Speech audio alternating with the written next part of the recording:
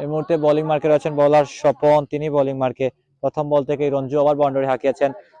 যারা এখন ব্যাটিং করে তারা ধন্যবাদ জুয়েল আহমদ থেকে জিতেছেন। আপনারা যুক্ত রয়েছে, আশা করবো লাইভটি শেয়ার করে দেশ বিদেশে থাকা সকল দর্শকদেরও খেলা দেখার সুযোগ করে দিবেন এবং পেজটি ফলো করে রাখবেন অন টাইম স্পোর্টস বাংলা। প্রথম বল থেকে ওভার বাউন্ডারি কনসিড করেছেন। পরবর্তী বলে আবারও চালিয়েছেন, 2 বল থেকে 2টি ওভার।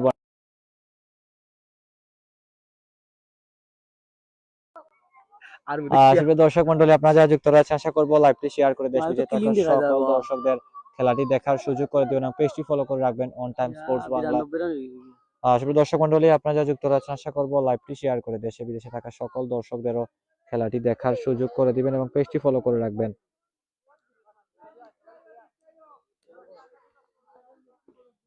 ওভারের পরবর্তী বল রঞ্জু আবারও চালিয়েছেন, আরো 6টি রানের মার, আরো 6টি রান যুক্ত হলো রঞ্জুর ব্যাট থেকে।